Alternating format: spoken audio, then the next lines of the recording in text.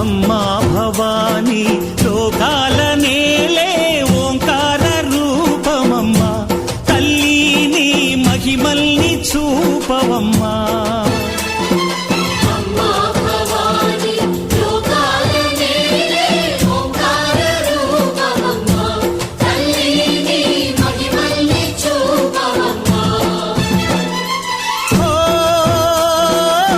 సృష్టికే దీపమా, శక్తికే మూలమా, సింహరథమే నీదమ్మా.